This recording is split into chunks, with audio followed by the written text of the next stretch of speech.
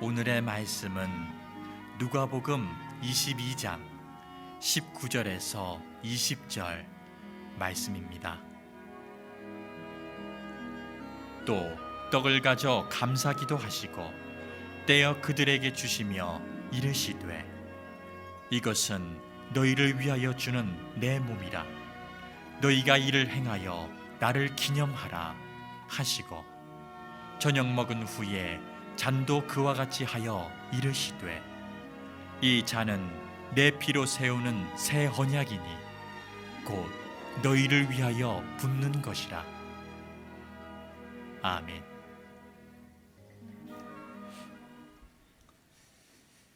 지난 2002년 월드컵 때 실제로 있었던 한 에피소드를 소개해 드립니다. 남미의 축구 강호 중에 하나가 우루과이라고 하는 나라죠. 이 대표팀이 월드컵 본선을 치르기 위해 한국을 방문합니다.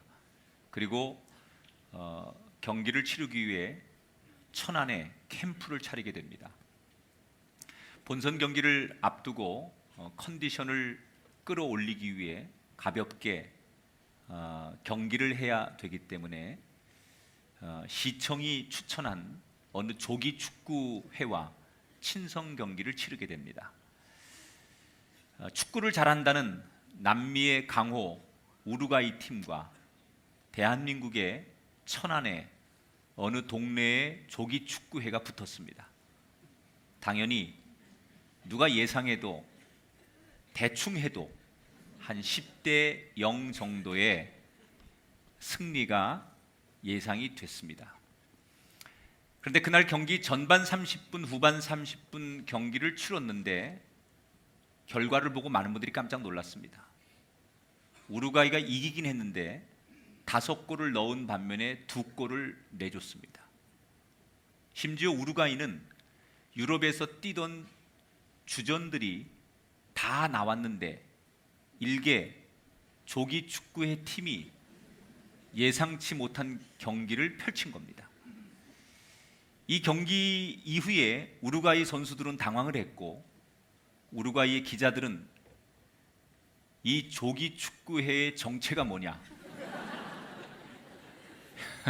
이런 인터뷰를 하는 진풍경이 벌어졌습니다.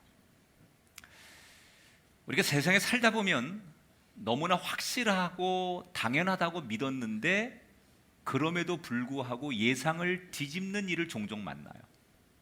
우리가 이미 머릿속에 다 계산이 되고 예상을 했는데 그럼에도 불구하고 예상치 못한 시험과 결과를 만날 때, 그래서 우리가 살면서 아무리 확실한 일일지라도 꼭 기억해야 될 게 있어요. 따라합시다. 그럼에도 불구하고.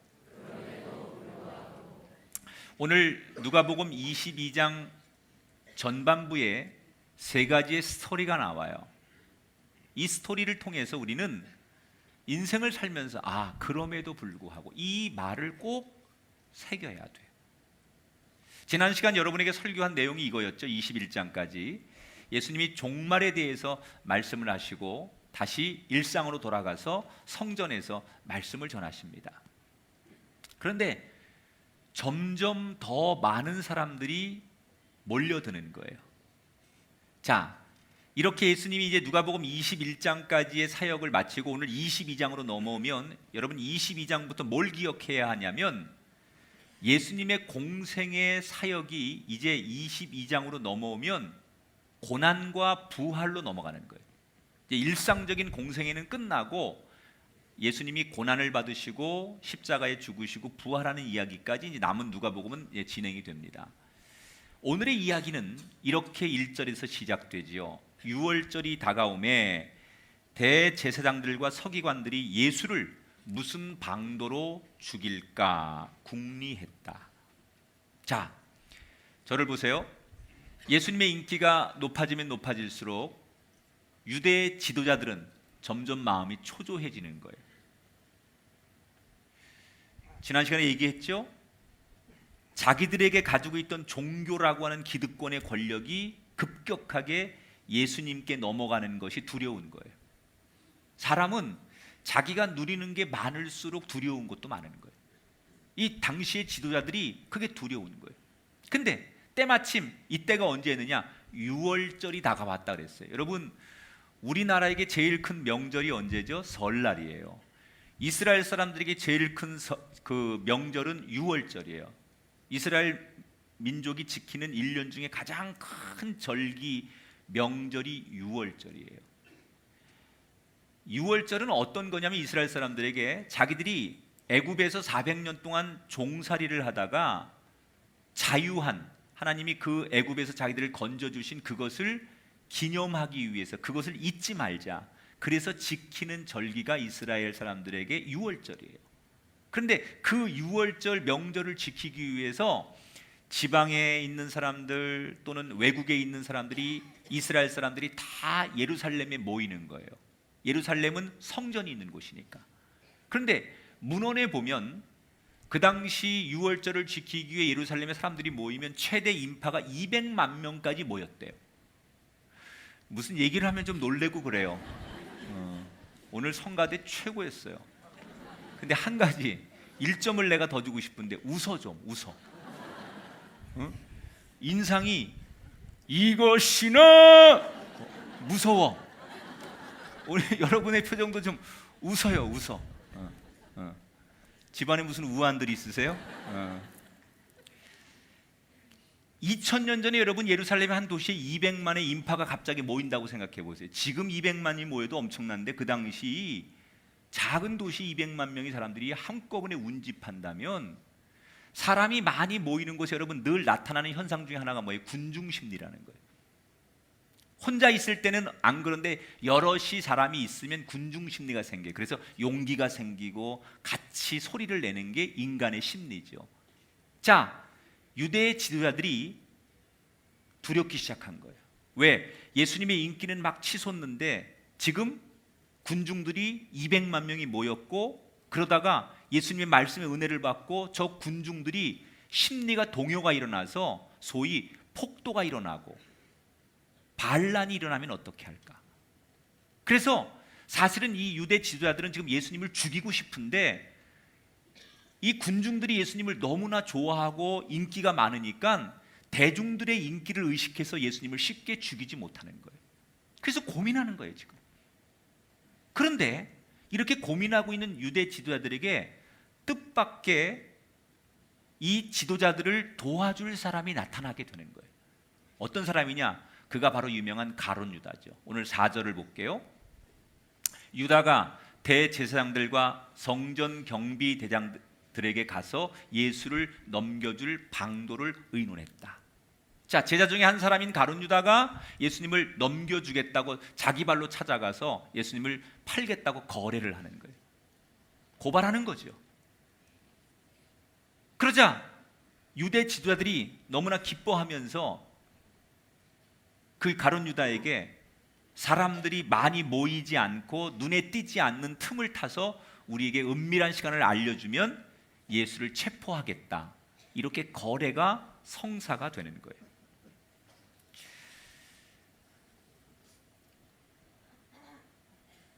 유다는 두둑한 포상금을 약속받고 그것을 나오죠. 그리고 그때부터 유다는 아무렇지도 않은 척 돌아와서 예수님을 따라다니면서 언제 예수님을 넘겨줄 타이밍인가, 그 기회를 엿보게 되죠.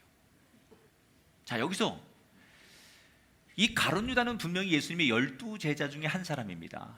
예수님이 정말 12제자 중에 누구보다도 신뢰하고 인정했던 최측근이었습니다. 그리고 이 가룟 유다는 12제자 중에 상당히 박식하고 똑똑하고 스마트한 사람이에요. 그걸 어떻게 하느냐? 가룟 유다가 이 12명의 제자들 가운데 회계를 맡았거든요. 재정 담당이었어요. 재정부장이거든요, 요즘 말로 말하면. 신뢰하고 믿을 수 있고 똑똑한 사람. 이 베드로처럼 머리가 안 돌아가는 사람은 돈 계산이 안 돼요. 근데 가룟 유다는 이게 빠른 거야. IQ가 좋아요. 논리적이고 아주 수학적이고 그런 사람이기 때문에 인정을 받아서 그 회계를 맡긴 거예요. 이렇게 인정받고 똑똑하고 촉망받던 이 가룟 유다가 왜 예수님을 배신한 걸까? 궁금하잖아요. 성경은 그 답을 우리에게 이렇게 말합니다. 3절에 보니까 이 유다에게 사탄이 들어갔다. 자, 여기서 사탄이 들어갔다는 말은 마치 무슨 귀신이 들려서 미쳤다 이런 뜻이 아니고, 사탄의 정체가 뭐냐? 여러분, 사탄은 마귀가 하는 일은 우리를 불안하게 합니다. 의심하게 하고 충동질하고 그리고 분노케 하는 게 마귀가 하는 일이에요. 그러니까 성경에 사탄의 정체를 그렇게 성경은 규정하죠. 그리고 이 마귀가 그 속에서 우리의 마음을 지배하면, 생각을 지배하면 분노하게 하고 충동질하게 하고 그리고 이간질하게 하고 의심하게 만드는 게 마귀의 속성인데, 결국 나중에는 누구의 말도 듣지 않게 하는 게 마귀의 속성이에요. 그런데 반대로 성령의 충만함, 성령이 우리 안에 충만하면 어떤 현상이 벌어지느냐? 마치 빛이 들어오면 어둠이 없어지는 것처럼 성령이 우리 안에 충만하면 그 마귀가 틈을 탈 기회가 없는 거예요. 빛이 임하면 어둠이 존재하지 못하는 것처럼 우리 안에 성령이 우리를 지배하고 성령의 충만함을 받으면 마귀가 자리를 잡지 못하는 거죠. 마귀의 본성이 뭐라고요? 의심하고 분노하게 하고 충동질하고 불안하게 하는 게 마귀인데, 그게 자리를 잡지 못하는 거예요. 그러니까 성령이 충만하면 뭐해요? 우리 마음에 기쁨과 평안과 순종과 믿음이 생기게 되는 거예요. 그래서 우리가 사람은요, 이게 공기가 빠지면 다른 게 들어오는 거예요. 빛이 없으면 어둠이 이기는 거예요. 그러니까 이 어둠을 이기는 방법은 빛이 비추는 거예요. 우리가 나는 마귀와 상관없다고 사는 게 아니라, 우리 안에 성령이 없으면, 성령이 우리 안에 충만하지 않으면 우리는 자연스럽게 사단에게 지배를 받는 거예요. 여러분, 인생과 가정이 성령과 동행하고 성령의 지배를 받는 인생이 되시기를 주 이름으로 축원합니다. 자, 그 유다에게 사탄이 들어가니 예수님을 의심하는 거예요, 끝없이. 그리고 불안한 거예요. 못 믿는 거예요.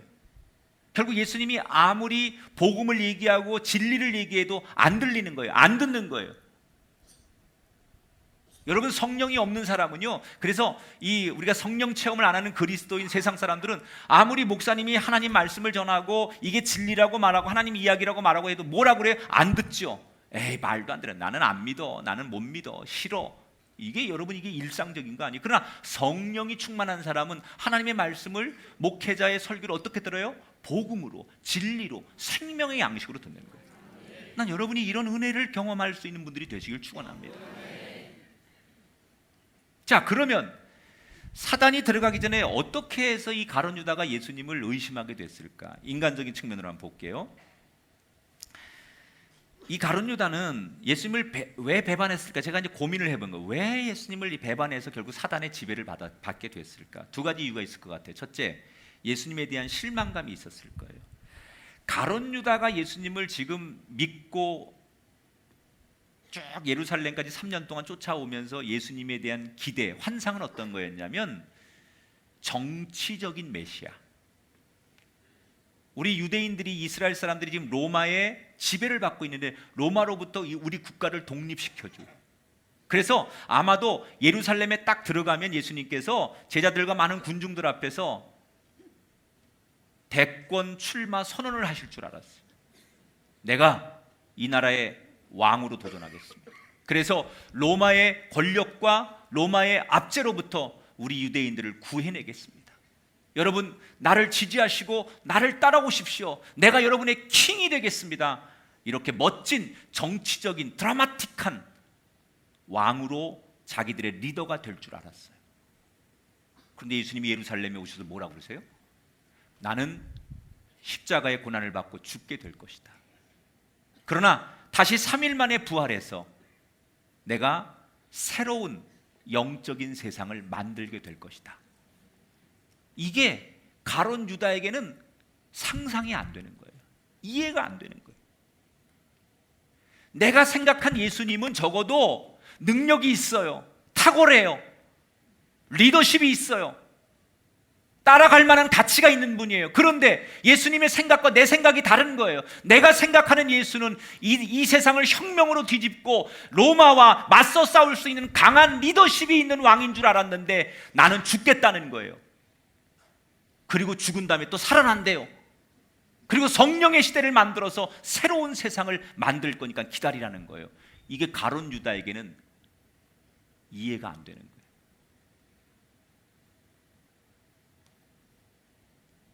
그러니까 예수님께 실망하는 거예요. 또 두 번째는 두려운 거예요. 뭐가 두렵냐? 예수님이 예고하셨잖아요. 나는 십자가에 죽을 것이다. 근데 그 당시에 처형 중에 가장 극심한 고통스러운 죽음이 십자가의 죽음이에요.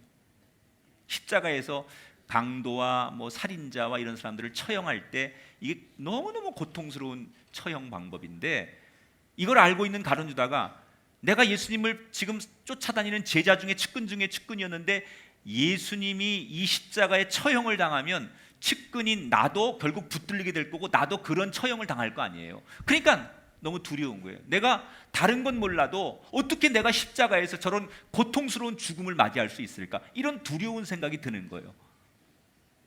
그러니까 이 가룟 유다는 결국 예수님을 신뢰하지 못하고 예수님 앞에 변절자가 되어서 예수님을 팔아넘기는 거예요. 여러분, 기독교인들이 예수님의 제자들 가운데 가장 손가락질을 많이 하는 이름이 가룟 유다예요. 물론 의심한 도마도 있고 3번 부인한 베드로도 있지만 그래도 다른 제자들보다 가장 예수님의 제자들 가운데 우리가 비난을 많이 하고 인류 역사에 욕 제일 많이 먹는 사람 중에 하나가 가룟 유다일 거예요. 근데 저는 이 설교를 준비하면서 나는 가룟 유다를 비판할 자격이 없다는 생각이 계속 제 마음을 찔렀어요. 어쩌면 지금 우리의 모습이 가룟 유다일 수도 있어요. 여러분, 저와 여러분이 처음 예수를 믿을 때 우리 얼마나 기뻤습니까? 아마 여기 많은 분들이 예수님을 뜨겁게 체험하시고 기적을 경험하면서 너무나 좋았고 주님과 함께라면 어떤 일이 있어도 두려울 것이 없다. 그래서 정말 눈물 흘리며 찬송하고 주님의 뜻이라면 내가 어디든지 가오리다, 이렇게 기뻐하며 체험하고 감격했던 그런 순간들이 우리에게 다 있었어요. 그런데 언젠가 시간이 점점 지나고 내 삶이 힘들어지고 환경의 변화가 생기면서 내 마음이 변하고 나도 모르는 사이에 내가 지금 주님을 원망하고 있고 불평하고 있고 불신하고 있어요. 내가 마치 언제 주님을 만났느냐는 듯이, 언제 내가 주님 앞에 뜨거웠냐는 듯이 냉소적으로 변해 있어서 내가 그렇게 주님을 찬송하고 높였던 그 주님을 향해 내가 거울을 봐도 믿겨지지 않을 만큼 내 모습이 가룟 유다처럼 변질되어 있는 우리를 문득 보게 되는 거예요. 여러분, 우리도 누구도 유다처럼 될 수 있어요. 우리가 아무리 과거에 강력한 은사 체험이 있고 굉장한 성령의 체험이 있고 선교사를 다녀왔고 교회에서 어떤 업적이 있을지라도 그 사람이 성령의 충만함이 계속 유지되지 않고 그 사람이 사탄의 지배를 받고 그 받은 은혜가 유지되지 않으면 얼마든지 우리 인간은 변심할 수 있는 존재예요. 세상에서 여러분 제일 가까운 믿을 수 있는 최고의 관계가 혈연이에요. 혈연. 그래서 가족, 특히 우리 동양 사람들은, 대한민국은 가족밖에 믿을 게 없다. 가족을 최고로. 솔로몬이 처음에 왕이 되었을 때 하나님 앞에 겸손했지만 나라가 부강해지자 그는 그러지 않을 줄 알았는데 그가 변심하잖아요. 그래서 저는 오늘 이 가룟 유다가 주는 이 첫 번째 교훈을 이렇게 이야기하고 싶어요. 따라합시다. 그럼에도 불구하고 조심합시다. 우리가 과거에 받은 은혜가 커서 절대로 나는 그럴 리가 없다. 내가 이렇게 은혜를 많이 받고, 내가 이렇게 체험을 많이 하고, 내가 이렇게 하나님 앞에 헌신을 많이 했고, 내가 이렇게 살았는데 나만큼은 절대로 그렇지 않을 것이다 라고 장담하기 전에, 그럼에도 불구하고 내가 변하지 않고 변질되지 않고 변심하지 않도록 조심하는 사람이 되어야 된다.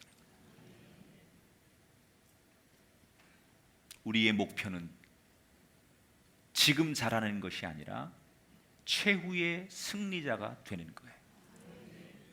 그때까지 우리가 받은 은혜, 받은 사랑, 변질되지 않는 최후의 승리자가 되시길 주 이름으로 축원합니다.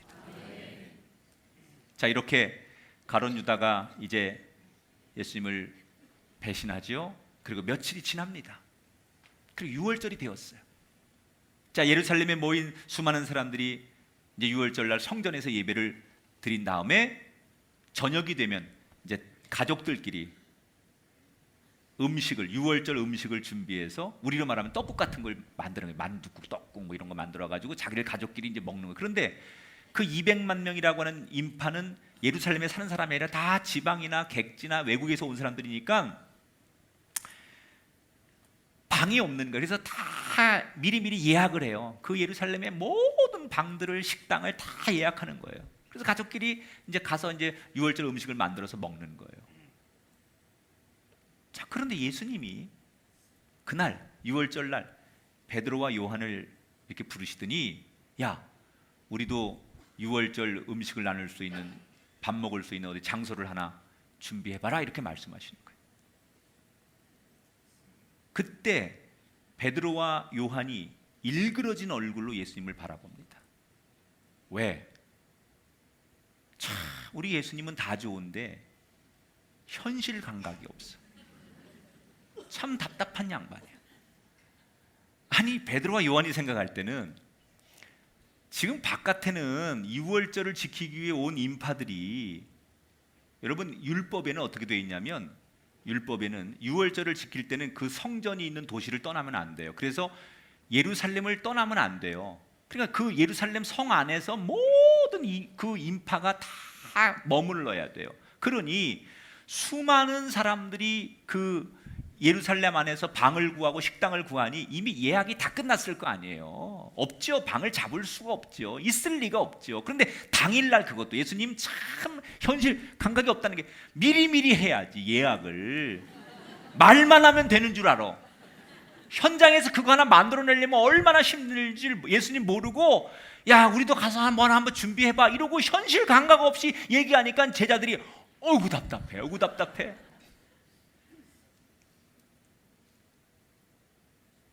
그러니까 이 제자들이 약간은 반감, 짜증 이런 게 났을 거예요. 그래서 예수님께 물어봐요. 어디 가서 준비할까요?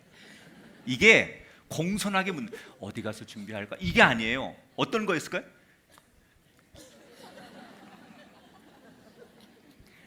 어디 가서 준비할까요? 뭐 이런 거라고. 어디 가서 해야 됩니까? 도대체 불만이 많다는 거죠. 근데 예수님이 의외로 그 제자들에게 마치 기다렸다는 듯이 곧바로 아무렇지도 않게 대답을 하십니다. 뭐라고 지침을 내리느냐? 성 안에 들어가 봐라. 그러면 거기에 물 한 동이를 맨 남자를 만나게 될 거다. 그리고 그를 따라서 집에 가서 그 사람한테 이렇게 말해라. 우리 선생님께서 6월절 음식을 먹을 방을 달라고 말씀하십니다. 그럼 그 사람이 큰 다락방을 하나 줄 것이다. 거기 가서 준비하면 된다 그러는 거예요.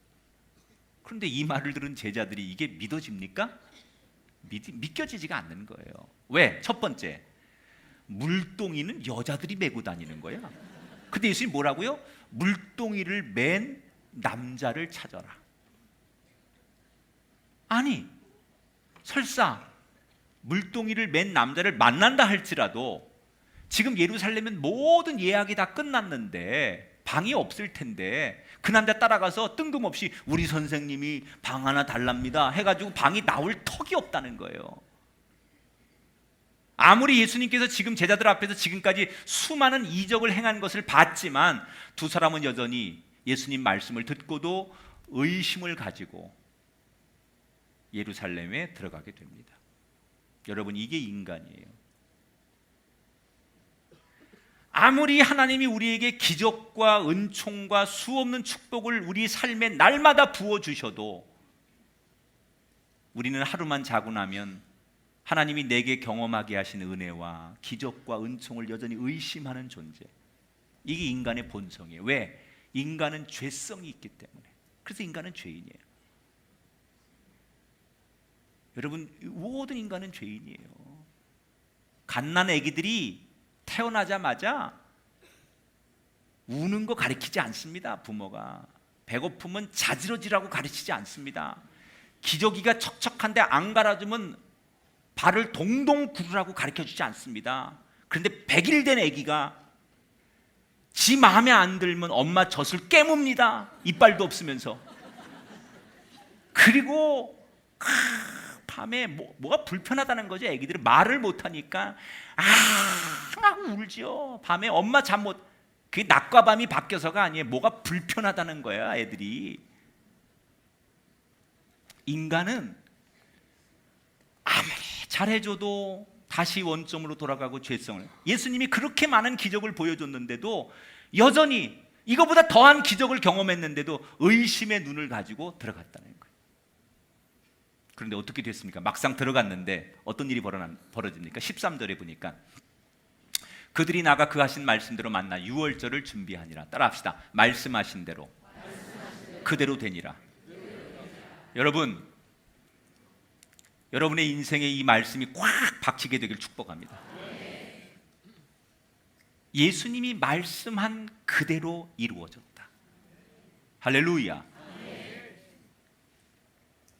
가보니까 진짜 예수님 말대로 물동이 맨 여자가 아닌 남자가 하나 있는 거예요. 물동이를 맨 남자가 지나가는 거예요. 그래서 그 남자를 따라가서 주인을 만난 다음에 우리 선생님이 방 하나 달라고 해서 제가 전화로 왔습니다 그랬더니 순순히 다락방을 하나 내줬다는 거예요. 여러분, 이게 어떻게 가능한 얘기일까요?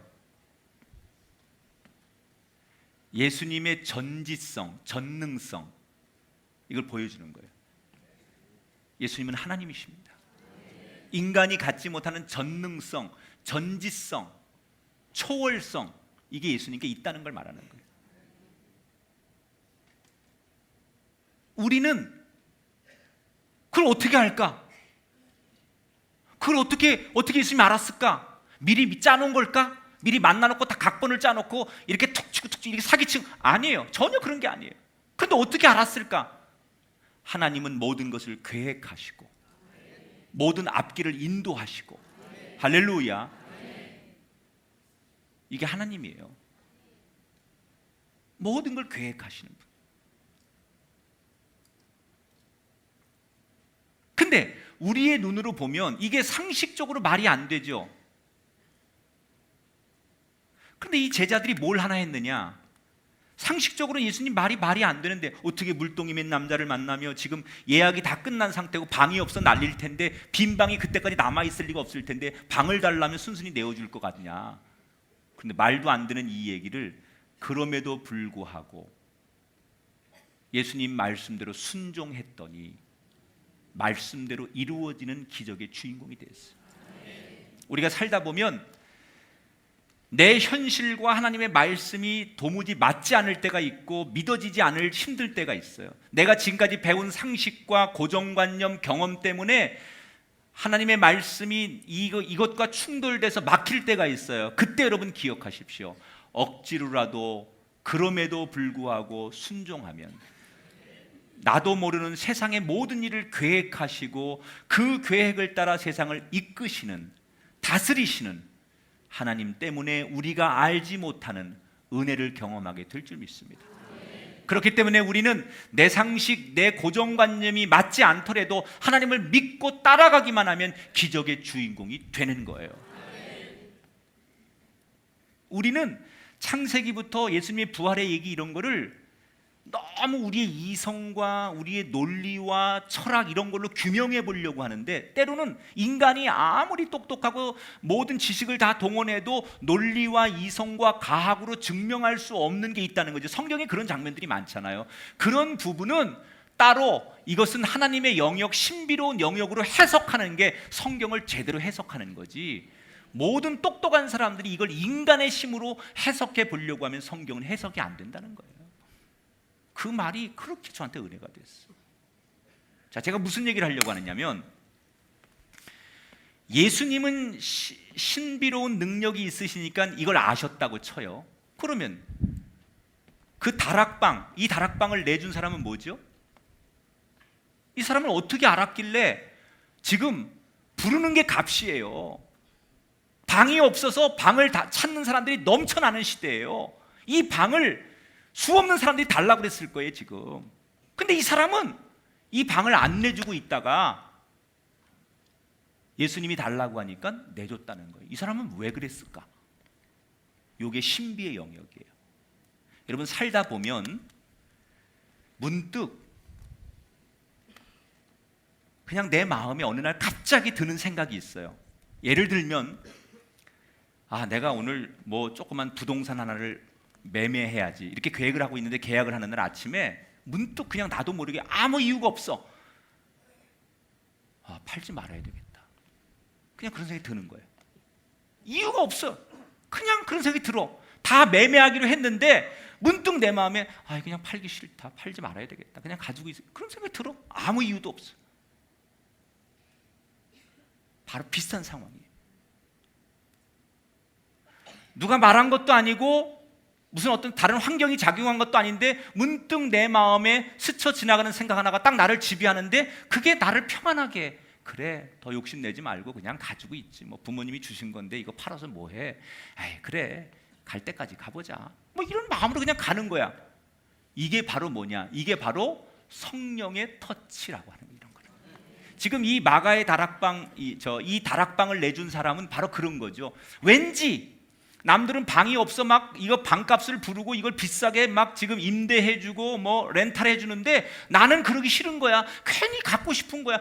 그냥 가지고 있어 보자. 그냥 누구한테 안 나눠주고 그냥 가지고 있고 싶은 거야. 그런데 6월절 날, 그날 예수님이 그 방을 쓰시겠다는 거야.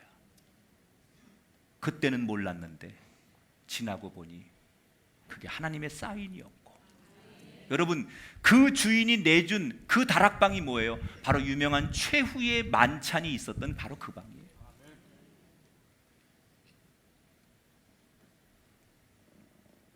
우리 인생도 그래요. 살다 보면 아무리 생각해도 하나님의 뜻을 이해할 수 없고 하나님 말씀을 받아들이기 힘들 때가 있어요. 그럼에도 불구하고 내 생각, 내 감정대로 하지 않고 하나님의 생각을 따라가면 승리자가 될 줄 믿습니다. 따라합시다. 그럼에도 불구하고 말씀대로 따라갑시다. 할렐루야. 자, 이렇게 해서 다락방으로 옮긴 예수님의 일행들은 6월절 식사를 하죠. 거기서 예수님께서 떡을 떼서 제자들에게 나눠주고 포도주를 나눠주며 그 유명한 이제 최후의 만찬, 이것을 너희가 기념하라, 이런 말씀하시죠. 자, 그런데 저는 여기서 한 가지 요걸 좀 우리가 한번 보고 넘어갔으면 좋겠어요. 예수님께서 지금 최후의 만찬 이걸 하시잖아요. 자, 한번 상상해 보세요.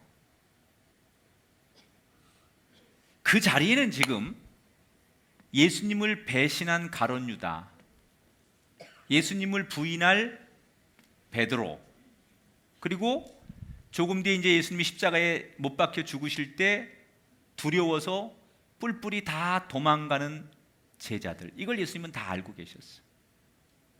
그럼 우리가 예수님 입장이라면 어땠을까요? 그 심정이.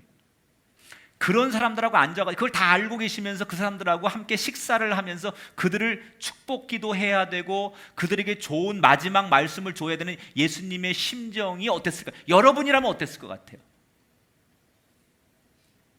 저는 솔직히 자괴감이 들었을 것 같아요. 기가 막히잖아요. 3년 동안 공들이고 사랑하고 애정 갖고 가르치고 내 마음과 모든 걸 다 주었던 제자들이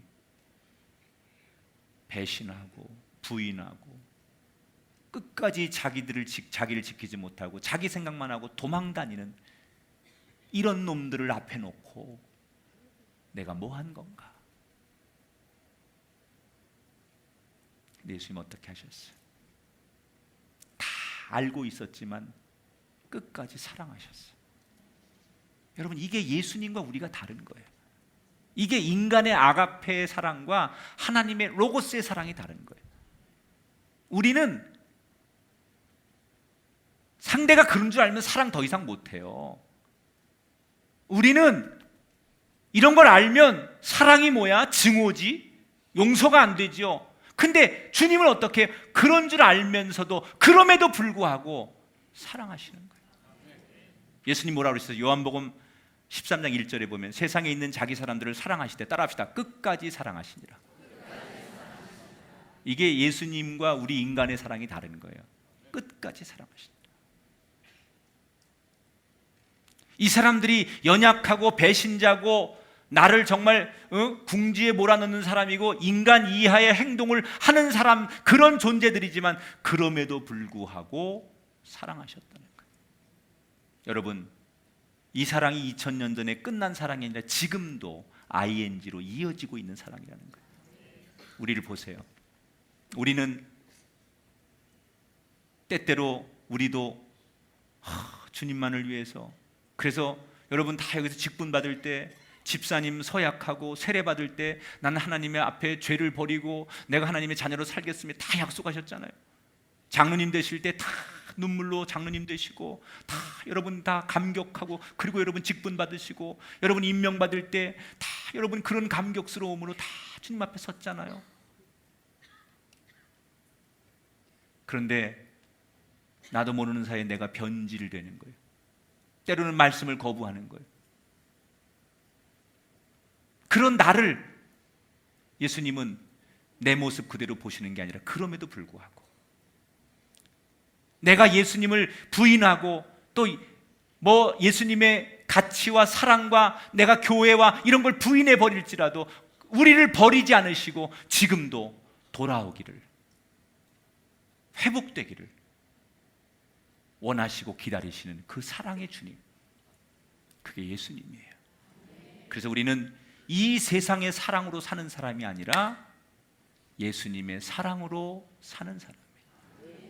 아무리 마셔도 목마르다면 목마르지 않는 사랑, 그게 예수님의 사랑이에요. 여러분, 그럼에도 불구하고 우리를 사랑하시는 그 예수님께 우리도 감사와 진심을 담아서 주님을 찬양할 수 있게 되기를 축복합니다. 따라합시다. 그럼에도 불구하고 늘 조심해야 하고 하나님을 믿어야 하고 하나님의 사랑을 확신합시다. 이 말씀 모두 기억하셔서 우리 모두 이 땅에서도 웃지만 하나님 나라 천국에서도 웃을 수 있는 멋진 그리스도인들이 되시기를 주의 이름으로 축원합니다.